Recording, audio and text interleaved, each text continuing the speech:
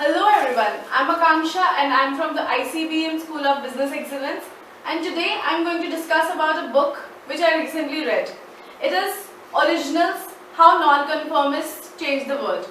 So it is written by author Adam Grant. So first of all, about the author. Adam Grant, the author of the Originals, How the Non-Conformists Change the World, is a professor at Wharton Business School of University of Pennsylvania. He is a former junior Olympic springboard diver and a magician. One of the best seller of him is Give and Take. So, before going to some of the thoughts which is presented in the book, we try to understand the meaning of the two keywords, conformity and originals. Conformity is the process of the product being made as it was designed without mistakes or faults, or the behavior that follows the usual standards that are expected by a group or society, that is to maintain a status quo. Originals is the road less travelled, campaigning a set of new ideas that go against the convention but ultimately make things better. Originality itself starts with creativity, that is generating a concept that is both novel and useful. But it does not stop there. Originals are the people who take the initiatives to make their visions a reality.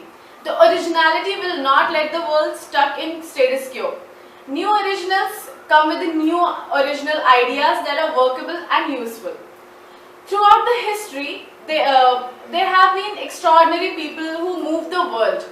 According to Grant, these people are the originals because they are non-conformists who are not impressed with the status quo, and also the creativity and also have the creativity and courage to forge and follow their original paths. Originals can be people from various walks of their life. They can be scientists, painters, entrepreneurs, authors, political leaders. People like Mahatma Gandhi, Martin Luther King, Bill Gates, etc. are originals. Originals need not to be the world famous people who have achieved a great deal in their own fields. They could be the commoners. There was a CIA who convicted the intelligence community not to be secretive and digitize the whole new idea of common use. So also in the case of a woman 3 levels below Steve Jobs at Apple. According to Grant, originals do vary in their attitudes towards risk. They are not great risk takers. In fact, they are great risk mitigators.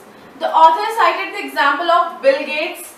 When Bill Gates set a new software program as an undergraduate, he waited an entire year before leaving Harvard.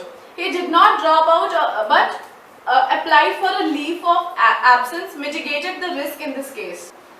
Originals are not successful because they are creative and non-conformists, but because they turn their ideas into reality.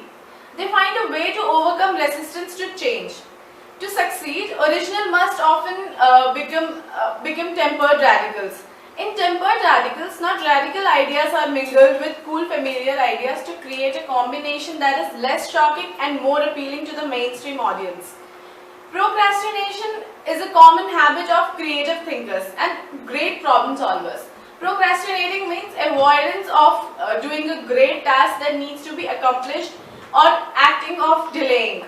For example, Leonardo da Vinci set aside the Mona Lisa after starting in 1503 for nearly 16 years, during which period he focused on optical experiments. The creative brainstorming during those years is what allowed Da Vinci to create a masterpiece of art. The author also challenges assumptions about group thinkers, the practice of approaching problems or issues as matters that are best dealt by consensus of a group rather than by individual acting independently. Groupthink is the enemy of originality. People feel pressure to conform to the dominant, default views instead of championing diversity of thought. Groupthink is a culprit behind a number of American foreign policy disasters, including the Bay of Pigs invasion to China, Cuban exiles to throw Fidel Castro, and the Vietnam War too. In conclusion, Grant suggests some practical actions to unleash originality.